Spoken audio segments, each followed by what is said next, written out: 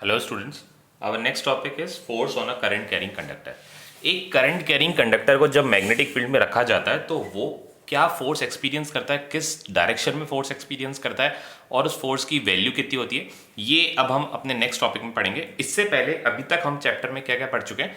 इससे पहले अभी तक हम चैप्टर में पढ़ चुके हैं कि एक चार्ज मूव करता हुआ, मूविंग चार्ज जब मैग्नेटिक फील्ड में एंटर करता है तो वो किस तरह का फोर्स एक्सपीरियंस करता है।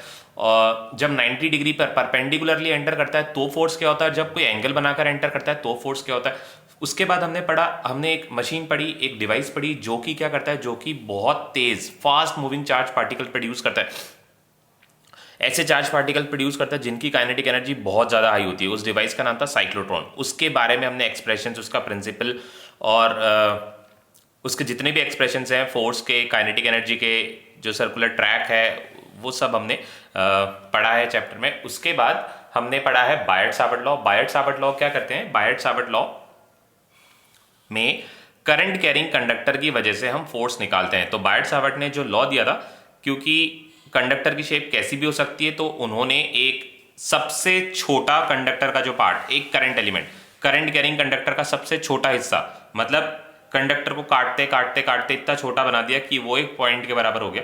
उसकी वजह से जो फोर्स होगा या उसकी वजह से जो मैग्नेटिक फील्ड बनेगी, उसके लिए एक्सप्रेशन हमें बायट-सावर्ट ने दिया था। फिर हमने अलग अलग ज्योमेट्री के कंडक्टर्स के लिए, मतलब अलग अलग शेप्स के कंडक्टर्स के लिए हमने मैग्नेटिक फील्ड कैलकुलेट करी। अब हम ये पढ़ रहे हैं कि अब हमने क्या पढ़ लिया, हमने अभी तक पढ़ लिया है कि करंट कैरिंग कंडक्टर जो है वो मैग्नेटिक फील्ड कितनी बनाता है। ठीक है, मैग्नेटिक फील्ड कितनी बनाता है। अब हम पढ़ रहे हैं कि force on a current carrying conductor, कि वो मैग्नेटिक फील्ड तो बनाता है, बट अगर उसको एक एक्सटर्नल मैग्नेटिक फील्ड में रख दिया जाए तो क्या होगा। एक्सटर्नल मैग्नेटिक फील्ड में करंट कैरिंग कंडक्टर को आप रख दोगे तो अभी आपने पढ़ा है लास्ट टॉपिक बायट-सावर्ट लॉ में कि करंट कैरिंग कंडक्टर क्या करता है, वो एक मैग्नेटिक फील्ड बनाता है, और एक्सटर्नल मैग्नेटिक फील्ड में आप रख दोगे तो एक मैग्नेटिक फील्ड और हो गई। जब दोनों मैग्नेटिक फील्ड आपस में एक साथ इंटरेक्ट करेंगे, जब दोनों मैग्नेटिक फील्ड आपस में एक साथ इंटरेक्ट करेंगे तो क्या होगा, तो वो करंट कैरिंग कंडक्टर पर क्या इफेक्ट होगा, उस पर कितना फोर्स लगेगा, ये हम अब हमारे नेक्स्ट टॉपिक में पढ़ेंगे। तो ये मैंने दो पोल्स बनाए हैं मैग्नेट के, एक नॉर्थ पोल है और एक साउथ पोल है। ये दोनों पोल्स मैंने बनाए एक्सटर्नल मैग्नेटिक फील्ड देने के लिए। एक्सटर्नल मैग्नेटिक फील्ड देने के लिए मैंने दो पोल्स बनाए। अब यहां पर मैं बनाता हूं एक करंट कैरिंग कंडक्टर। इनके बीच में, इन दो मैग्नेटिक पोल्स के बीच में एक करंट कैरिंग कंडक्टर बनाता हूं। ये दो पोल्स के बीच में, दो मैग्नेट के पोल्स के बीच में मैंने एक करंट कैरिंग कंडक्टर बनाया। इस करंट कैरिंग कंडक्टर का नाम रखते हैं AB। अब ये करंट कैरिंग कंडक्टर बनाना है, अगर हमें इसे, अभी तो सिर्फ ये कंडक्टर है, अगर इसे करंट कैरिंग बनाना है तो इसको एक सोर्स से कनेक्ट करना पड़ेगा। तो यहां पर मैंने एक सोर्स, मतलब बैटरी से मैंने इसको इस तरह से कनेक्ट कर दिया, और इसको मैंने कहां रखा है, इसको मैंने एक एक्सटर्नल मैग्नेटिक फील्ड के बीच में रखा हुआ है। ठीक है, ये वायर से हमने इसको कनेक्ट कर दिया है। ये सपोज ये, इसको थोड़ा सा थिक बना देते हैं कंडक्टर को। ये this is the current carrying conductor and it is placed in a external magnetic field. Let the direction of current is, current की डायरेक्शन को हम मानते हैं B से A। ये करंट की डायरेक्शन मैंने शो कर दी B से A तक। B जो टर्मिनल है बैटरी के पॉजिटिव से कनेक्टेड है और A जो टर्मिनल बैटरी के नेगेटिव से कनेक्टेड है। यहां पर जब मैंने की को प्रेस किया, जब मैंने यहां पर की लगाई तो इसमें करंट फ्लो होना स्टार्ट हुआ। ठीक है, अब हम हमारा जो लेफ्ट हैंड फ्लेमिंग रूल है, फ्लेमिंग्स लेफ्ट हैंड रूल है, उसको अप्लाई करते हैं और देखते हैं कि इसमें जब करंट फ्लो होगा, करंट फ्लो होने का क्या मतलब है कि इसमें से चार्ज पार्टिकल फ्लो हो रहे हैं। इस पूरे कंडक्टर्स में से चार्ज पार्टिकल फ्लो हो रहे हैं, चार्ज फ्लो हो रहा है।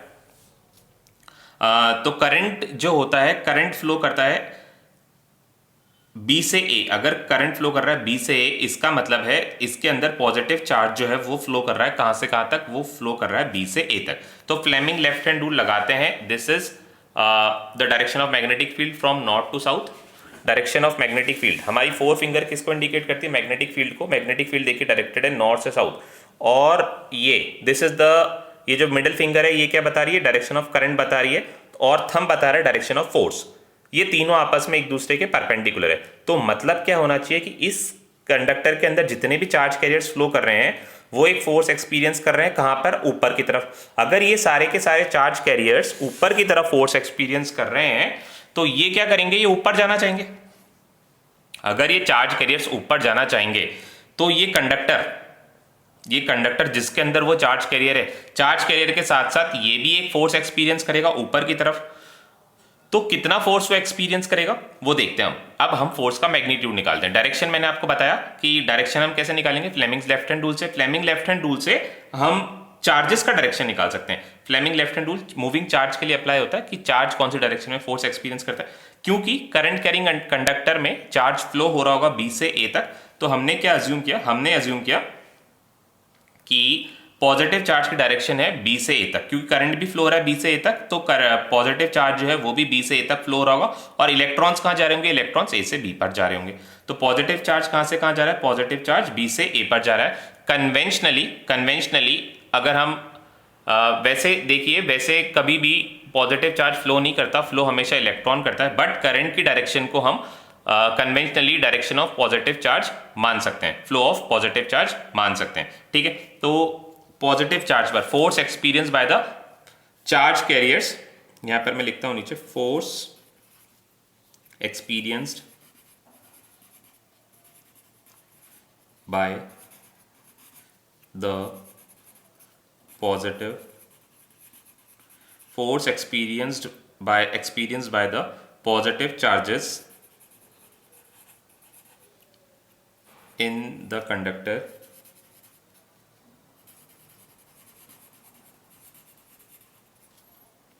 is given by force. Positive charges पर फोर्स कितना लग रहा है, पॉजिटिव चार्जेस पर फोर्स लग रहा है F is equals to Q V B sine theta, मैंने बताया था। यहां पर साइन थीटा किस किस के बीच में एंगल है, वेलोसिटी और मैग्नेटिक फील्ड के बीच में एंगल है। मैग्नेटिक फील्ड की डायरेक्शन देखिए, मैग्नेटिक फील्ड ये बता रहा है और वेलोसिटी ऑफ चार्जेस यानी करंट की डायरेक्शन ये है, तो इन दोनों में एंगल कितना है, 90 डिग्री। तो साइन 90 क्या होता है, साइन 90 1 होता है। तो फोर्स हो जाएगा F is equals to Q into V into B, और साइन थीटा को हम 1 मान लेते हैं हमारे केस में। Sine theta is equals to 1 because theta is equals to 90 degree. ठीक है, अब हमें इस करंट कैरिंग कंडक्टर पर फोर्स निकालना है, तो हम क्या करते हैं, इसको कंडक्टर की टर्म्स में एक्सप्रेस करते हैं, कंडक्टर की ज्योमेट्री में एक्सप्रेस करते हैं। कंडक्टर की ज्योमेट्री कौन बताएगा, उसकी लेंथ, उसके अंदर से फ्लो होने वाला करंट, ये कंडक्टर की कैरेक्टरिस्टिक्स है। तो चार्ज को हम एक्सप्रेस करते हैं करंट और टाइम के टर्म्स में। चार्ज क्या होता है, charge is Q multiplied by time, क्योंकि I इज इक्वल्स टू क्या होता है, I is equals to Q by T होता है। तो चार्ज कितना हो जाएगा, I into T, Q is equals to I into T. तो यहां पर मैंने लिखा I मल्टीप्लाइड बाय टी। ठीक है, वैसे ही हम वेलोसिटी को लेंथ की टर्म्स में कैसे एक्सप्रेस करते हैं, वेलोसिटी होता है distance upon time.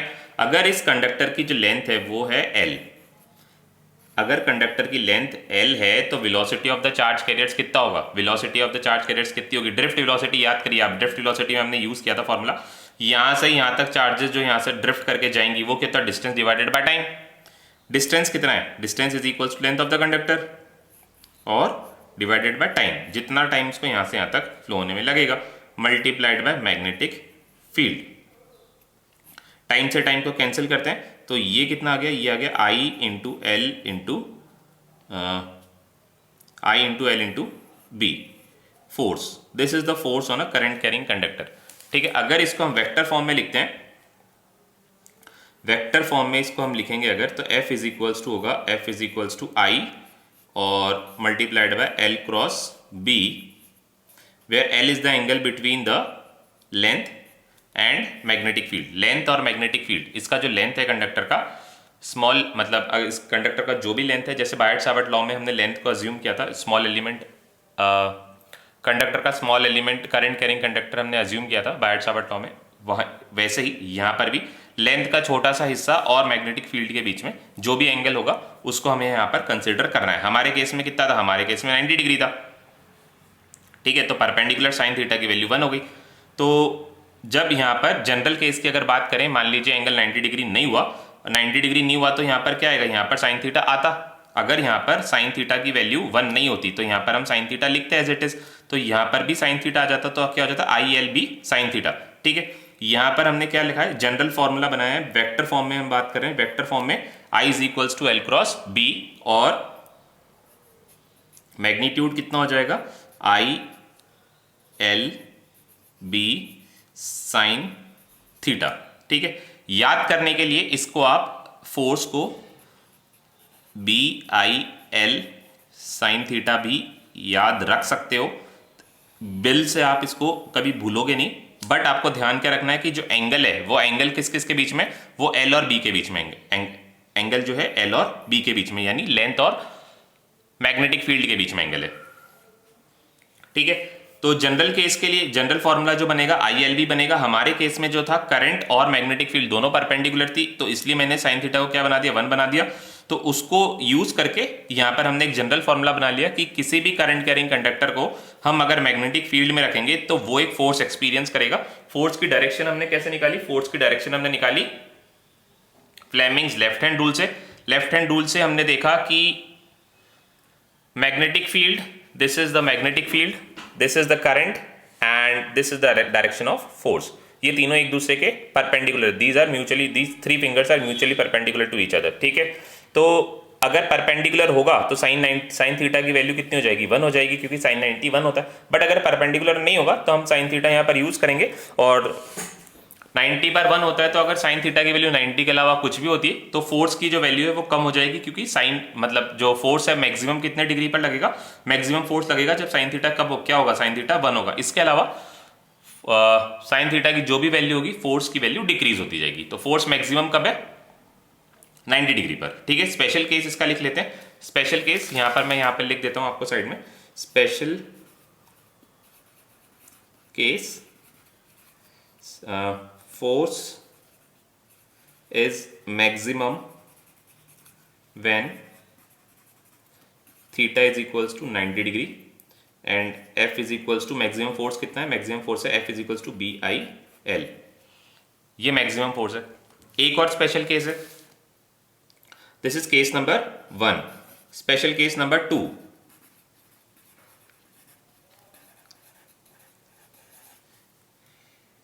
force is 0, force is 0 when theta is equals to 0 degree. जब थीटा 0 डिग्री हो जाएगा तो L और B के बीच में एंगल जो है वो 0 डिग्री हो जाएगा। अगर L और B के बीच में एंगल 0 होगा तो साइन 0, और साइन 0 की वजह से फोर्स कितना हो जाएगा, F इज इक्वल्स टू 0 हो जाएगा। इसका मतलब है अगर इस कंडक्टर को मैग्नेटिक फील्ड की डायरेक्शन में आप अलाइन कर दोगे तो फोर्स 0 हो जाएगा, और मैग्नेटिक फील्ड के परपेंडिकुलर डायरेक्शन में अलाइन करोगे तो फोर्स मैक्सिमम होगा। तो यहां पर अभी देखिए, ये कंडक्टर जो है मैग्नेटिक फील्ड नॉर्थ से साउथ डायरेक्टेड है, इस कंडक्टर को भी मैंने नॉर्थ से साउथ में रखा है। ये पेंसिल को कंडक्टर अज्यूम करिए। अभी इस पर फोर्स कितना है, 0। जैसे ही मैंने इसको ऐसे परपेंडिकुलर बना दिया तो फोर्स मैक्सिमम हो गई। तो यहां से यहां तक के बीच, यहां से यहां तक के बीच, 0 से 90 के बीच में जितने भी एंगल्स बनेंगे सब पर फोर्स अप्लाई होगा। 0 पर जो है फोर्स मिनिमम होगा। धीरे धीरे जैसे जैसे एंगल 90 की तरफ बढ़ता जाएगा फोर्स इंक्रीज होता जाएगा और फोर्स 90 पर आकर मैक्सिमम हो जाएगा। ठीक है, अब अगर करंट की डायरेक्शन को बदल देंगे, ये मैंने करंट की डायरेक्शन को बदल दिया। इस डायरेक्शन में अगर करंट हो गई तो magnetic field, this is the direction of the current, तो फोर्स कहां है, थंब है नीचे की डायरेक्शन में, मतलब ये फोर्स एक्सपीरियंस कर रहा है नीचे की डायरेक्शन में। तो ये कंडक्टर कहां जाएगा, नीचे जाएगा। अब अगर ये अज्यूम करिए कि ये कंडक्टर एक फोर्स एक्सपीरियंस कर रहा है ऊपर की डायरेक्शन में, ऊपर की डायरेक्शन में फोर्स एक्सपीरियंस कर रहा है और इस पर ग्रेविटेशन फोर्स भी लग रहा है, तो क्या ये कंडक्टर हवा में रह सकता है? तो आंसर है बिल्कुल रह सकता है। इक्विलिब्रियम की कंडीशन होनी चाहिए, मतलब जो मैग्नेटिक फोर्स इस पर, जो मैग्नेटिक फील्ड इस पर फोर्स लगा रहा है ऊपर की तरफ, कौन सा फोर्स है, BIL sin थीटा। ये BIL sin थीटा किसके इक्वल होना चाहिए, ये BIL sin थीटा होना चाहिए mg के इक्वल। mg मतलब वेट ऑफ द कंडक्टर के इक्वल होना चाहिए। तो जब ये दोनों इक्वल हो जाएंगे उस कंडीशन में ये कंडक्टर जो है हवा में रह जाएगा। ठीक है, अब अगर आपने इस पर इतना फोर्स लगा दिया कि अगर मैग्नेटिक फील्ड ने, आपने मतलब मैग्नेटिक फील्ड ने, या आपने इतनी स्ट्रॉन्ग मैग्नेटिक फील्ड बना दी कि ये जो कंडक्टर है इस पर लगने वाला मैग्नेटिक फोर्स जो है ग्रेविटेशन फोर्स से ज्यादा हो गया, मतलब इस पर लगने वाला जो मैग्नेटिक फोर्स है वो इसके वेट से ज्यादा हो गया, तो ये कंडक्टर क्या करेगा, ये हवा में ऊपर जाता रहेगा, हवा में ऊपर जाता रहेगा। ठीक है, तो इस तरह के न्यूमेरिकल्स हमसे एग्जाम में पूछे जा सकते हैं, तो ऐसे कंसेप्ट यूज करके आप उसको सॉल्व कर सकते हो। अब हमारा जो नेक्स्ट टॉपिक है, इससे पहले अभी हमने पढ़ा force on a current carrying conductor. इसके बाद जो हम नेक्स्ट टॉपिक स्टार्ट कर रहे हैं, north and south pole of a circular loop. तो आपने सर्कुलर लूप पढ़ा था, सर्कुलर लूप की वजह से हमने मैग्नेटिक फील्ड कैलकुलेट करी, उसके सेंटर में भी और उसकी एक्सिस पर भी। अब अगर वो मैग्नेटिक फील्ड बना रही है, मतलब मैग्नेटिक फील्ड है तो मैग्नेटिक फील्ड लाइंस भी होगी।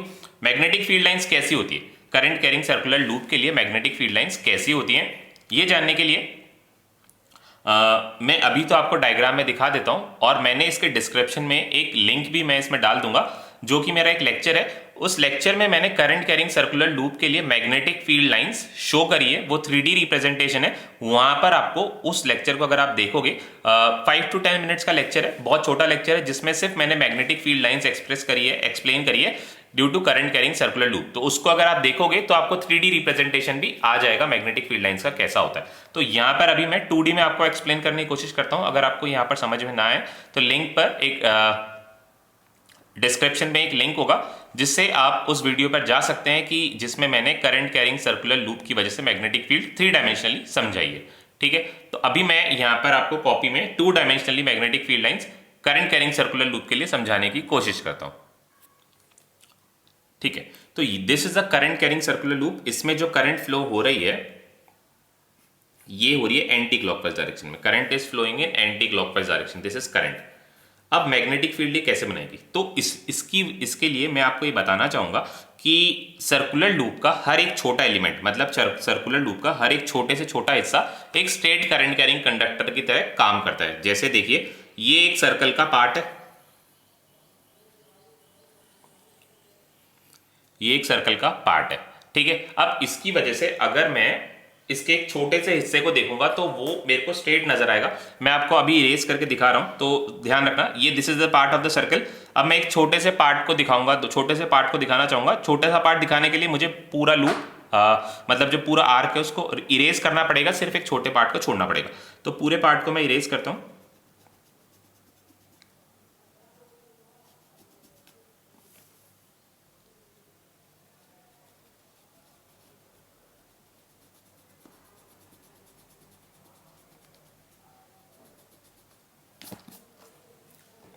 अब हमारे पास जो रिमेनिंग पोर्शन रह गया वो है ये वाला पोर्शन।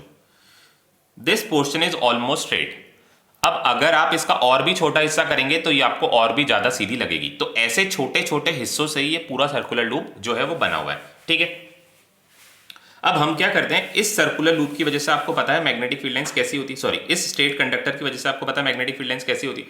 इसकी वजह से होती है ये कंसेंट्रिक सर्कल्स। तो हर एक छोटे हिस्से के लिए यहां पर जो है कंसेंट्रिक सर्कल्स फॉर्म होंगे। ये मैंने कंसेंट्रिक सर्कल्स बना दिए हैं।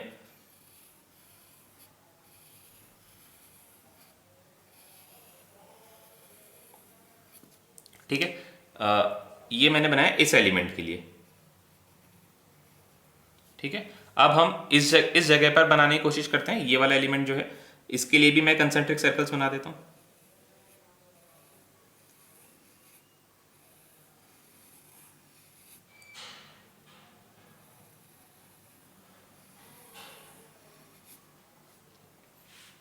ठीक है, ये हमने कंसेंट्रिक सर्कल्स बना दिए। अब हम इसकी डायरेक्शन की बात करते हैं। डायरेक्शन कहां पर होगी, यहां पर ये वाला जो छोटा एलिमेंट है, ये वाला जो एलिमेंट है, ये मैं यहां पे अलग से नीचे बना रहा हूं। ये एलिमेंट मैंने यहां पर नीचे बना दिया। ठीक है, इस पे करंट आ रही है ऐसे नीचे की डायरेक्शन में, ये यहां पर ऐसे करंट नीचे आ रही है। यहाँ ये वाला जो एलिमेंट है इसको मैंने यहां पर बना दिया। इस पे करंट कहां जा रही है, इस पे करंट जा रही है ऊपर। ठीक है, अब दोनों की वजह से मैग्नेटिक फील्ड की डायरेक्शन देखते हैं इस पॉइंट पे। तो ये वाला जो एलिमेंट है इसमें करंट नीचे जा रहा है, तो अगर ये नीचे जा रहा है तो मैग्नेटिक फील्ड लाइंस कहां पे होगी, right hand thumb rule apply करो। कंडक्टर को राइट हैंड में पकड़ना है, कंडक्टर को राइट हैंड में पकड़ना है। राइट हैंड में पकड़कर और सेंटर में देखिए, पी पॉइंट पर मैग्नेटिक फील्ड देखिए, पी पॉइंट पर मैग्नेटिक फील्ड कहां पर आ रही है। ये जो नेल्स है ये प्लेन के बाहर आ रही है। प्लेन के बाहर आने का मतलब है कि यहाँ पर सेंटर, ये जो इन दोनों के बीच में जो जगह है, यहाँ पर सारी मैग्नेटिक फील्ड लाइन कहाँ आ रही है, ऊपर आ रही है। किसकी वजह से, ये लेफ्ट वाले एलिमेंट की वजह से। तो यहाँ पर मैग्नेटिक फील्ड ऊपर आ रही है, तो यहाँ पर हम इसकी डायरेक्शन को कुछ इस तरह का बना सकते हैं, ये ऐसे यहाँ से ऊपर आती हुई। ठीक है, अब इसकी वजह से देखते हैं। इसकी वजह से ये मैंने राइट हैंड है, राइट हैंड का ये थंब हो गया और ये पी पॉइंट पर फिंगर्स देखिए ये भी बाहर की तरफ आ रही, तो इसको मैंने इस तरह का बना दिया। ये भी कहाँ आ रही है, ऊपर की तरफ आ रही है, तो इसको मैं कैसे शो करूंगा, इसको भी मैंने इस तरह से शो कर दिया, ये बाहर आती हुई, ठीक है, बाहर आती हुई। तो दोनों की वजह से यहां पर देखिए, दोनों की वजह से मैग्नेटिक फील्ड लाइन सेंटर में कहाँ आ रही है, सेंटर में बाहर आई। तो हम इसको इस तरह से शो कर देते हैं एरोस को,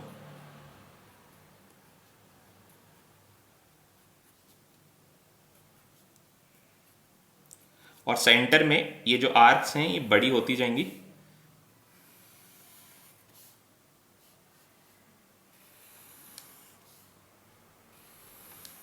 और जो सेंटर में होंगी वो एकदम स्ट्रेट हो जाएगी।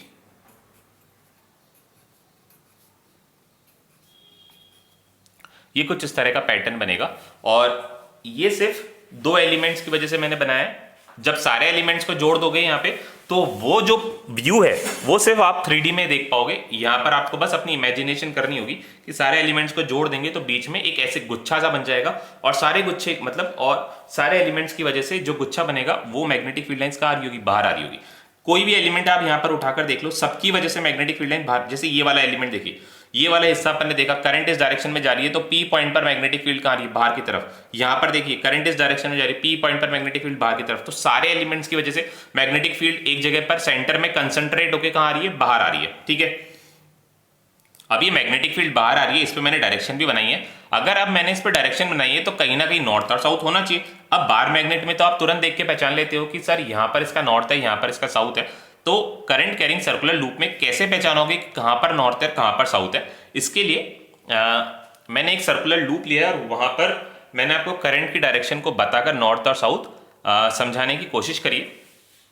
तो अब से जब आप करंट कैरिंग सर्कुलर लूप देखोगे तो करंट की डायरेक्शन को देखकर आप उसमें नॉर्थ और साउथ पोल बता दोगे कि सर यहां पर नॉर्थ है और इधर साउथ है। कैसे पहचानना है वो मैं आपको बताता हूं।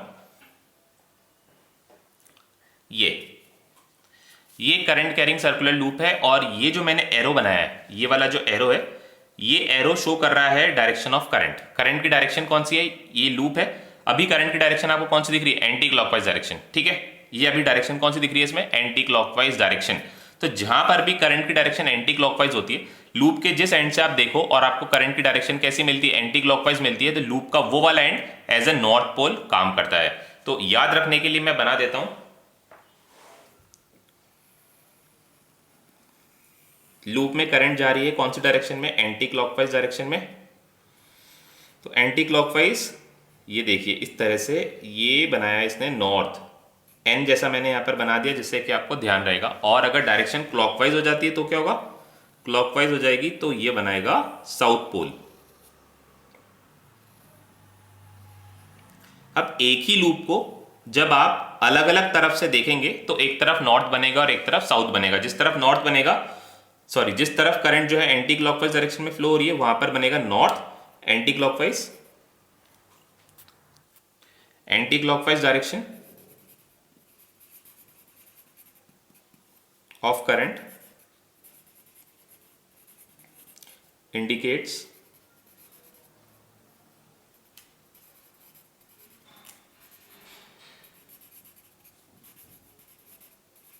और क्लॉकवाइज डायरेक्शन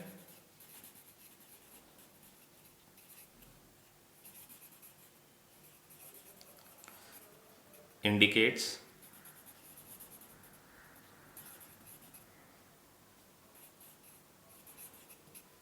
साउथ पोल। अब कुछ बच्चे हैं वो ये मानना नहीं चाहते हैं कि सर आपने बोला है नॉर्थ पोल है और सर आपने बोला है साउथ पोल है, हम कैसे माने। तो आप ऐसे बच्चे क्या कर सकते हैं, ऐसे बच्चे टेस्ट कर सकते हैं कि यहां पर एक बार मैग्नेट का नॉर्थ पोल लाके चेक कर सकते हैं कि अगर रिपल्शन होगा तो वो समझ जाएंगे कि यहाँ पर क्या है, नॉर्थ पोल है। और यहाँ पर अगर नॉर्थ पोल को आप लगाओगे तो नॉर्थ और साउथ क्या करेंगे, एक दूसरे को अट्रैक्ट करेंगे।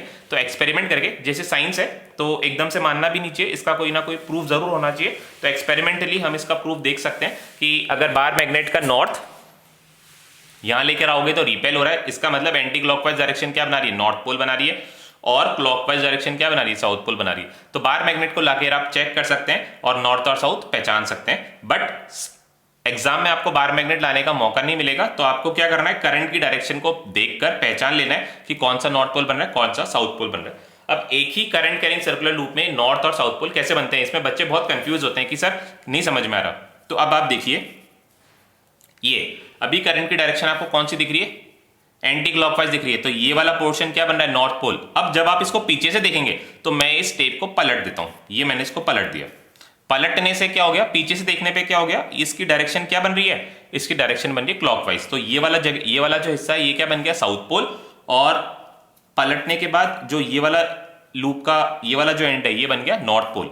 ये वाला एंड जो है नॉर्थ पोल बना, और दूसरा एंड जहां पर करंट क्लॉकवाइज डायरेक्शन में फ्लो हो रही है वो बनेगा साउथ पोल। मतलब लूप को जब आप दोनों एंड से देखते हो और लूप में करंट फ्लो हो रही है, तो एक जगह आपको दिखता है करंट क्लॉकवाइज डायरेक्शन में फ्लो होती हुई, और एक जगह आपको दिखेगी एंटी क्लॉकवाइज डायरेक्शन में फ्लो होती हुई। तो जहां पर करंट एंटी क्लॉकवाइज डायरेक्शन में फ्लो होती है वो बनता है नॉर्थ पोल, और जहां पर करंट क्लॉकवाइज डायरेक्शन में फ्लो होती है वो बनता है साउथ पोल। तो ये चीज आपको ध्यान रखनी है, ठीक है। अब इसके बाद हमारा जो नेक्स्ट टॉपिक है वो है work done on a moving charge in magnetic field. एक मैग्नेटिक फील्ड में मूविंग चार्ज पर आप वर्क करोगे तो वो वर्क कितना होगा, वो हमारा नेक्स्ट टॉपिक है। This is our next topic, work done on a moving charge in a magnetic field.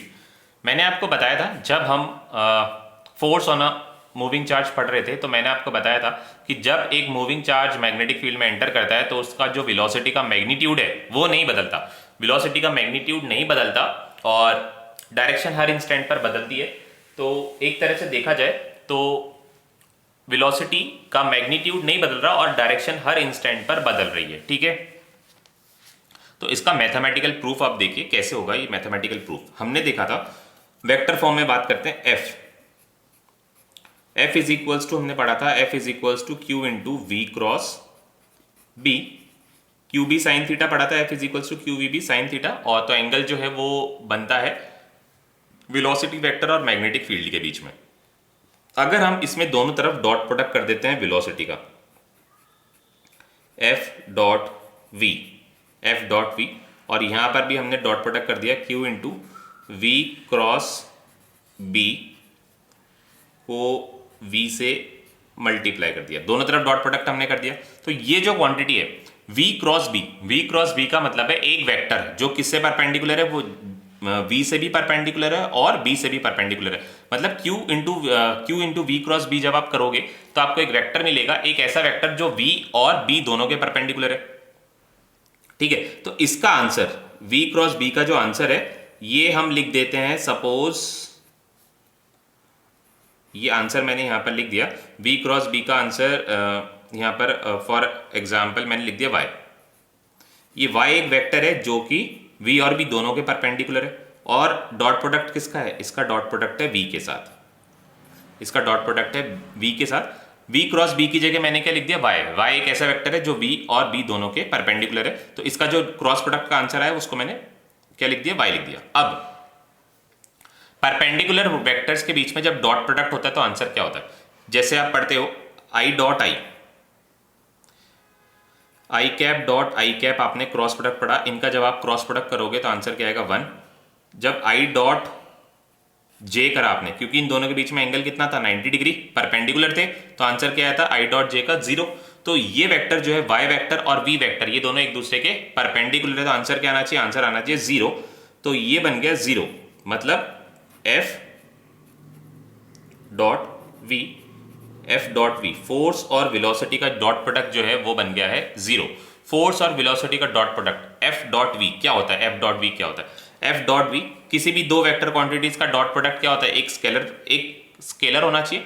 तो यहां पर फोर्स और वेलोसिटी का जो डॉट प्रोडक्ट होता है उसको अपन बोलते हैं power is equals to force into velocity. कैसे देख लीजिए, फोर्स होता है F डॉट ds और इसका अपन ने डॉट प्रोडक्ट किया किसके साथ, वेलोसिटी के साथ।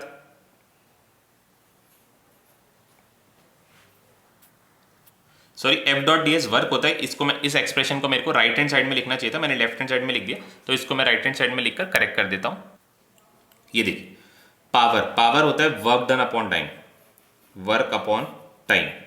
ये कैसे F डॉट वी के इक्वल आया वो मैं आपको बता रहा हूं। वर्क अपॉन टाइम, वर्क होता है F डॉट ds, फोर्स और डिस्प्लेसमेंट का dot product divided by time. ठीक है। तो टाइम, टाइम मतलब चेंज इन टाइम, तो यहाँ पर हम चेंज इन टाइम को लिखते हैं dt। तो ये क्या आ गया, ये चीज़ जो आई है ये आ गया है f dot D S by D T. Displacement upon time क्या होता है, वेलोसिटी होती है। तो हमने पावर को क्या बना दिया, पावर को बना दिया फोर्स और वेलोसिटी का डॉट प्रोडक्ट। तो फोर्स और वेलोसिटी का जो डॉट प्रोडक्ट होता है वो क्या होता है, पावर। इसलिए F dot V is equals to zero. अगर F dot V is equals to zero है, एफ डॉट वी क्या होता है, एफ डॉट वी होता है पावर। तो power is equals to zero हो गया, और पावर होता है वर्क डन अपॉन टाइम। अगर power is equals to zero है तो वर्क डन अपॉन टाइम भी इज इक्वल्स टू जीरो होगा। इट इंडिकेट्स वर्क डन भी क्या होगा, वर्क डन भी इज इक्वल्स टू जीरो होगा। वर्क डन जीरो है, इसका मतलब है वर्क डन क्या होता है, वर्क एनर्जी थ्योरम से आपको पता है, change in kinetic energy delta के is equals to work. Change in kinetic energy क्या होता है, वर्क होता है। अगर change in kinetic energy work है और वर्क डन जीरो है, ये क्या इंडिकेट करता है, डेल्टा के is equals to zero. It means it indicates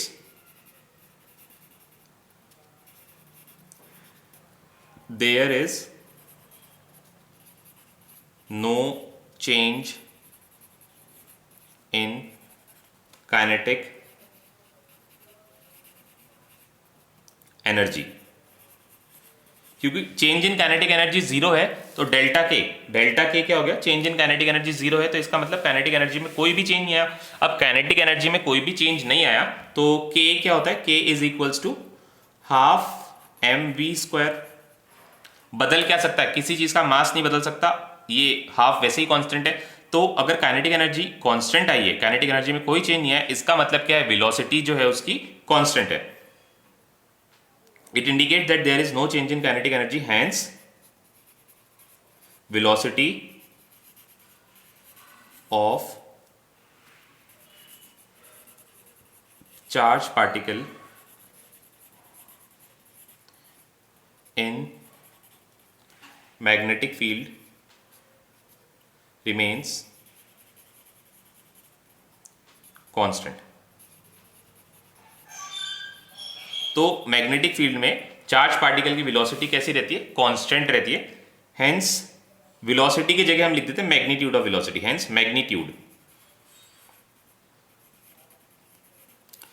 magnitude of velocity of charge particle in magnetic field remains constant. इसका मतलब वेलोसिटी जो है मैग्नेटिक फील्ड में नहीं चेंज होती है। ठीक है, ये हमने आज 3 टॉपिक करे, 3 बहुत छोटे छोटे टॉपिक थे बट बहुत इंपॉर्टेंट और बेसिक टॉपिक है। इससे क्या होता है, बहुत सारे कंसेप्ट्स बच्चों के क्लियर होते हैं। तो इन तीनों कंसेप्ट्स का आपको ध्यान रखना है। एक तो नॉर्थ और साउथ पोल वाला कंसेप्ट कैसे पहचानना है, दूसरा हमें ये पहचानना है, एग्जाम में कई बार आ जाता है कि ये प्रूव करिए कि चार्ज पार्टिकल की वेलोसिटी मैग्नेटिक फील्ड में चेंज नहीं होती है, तो आपको ये वाली डेरिवेशन करनी है।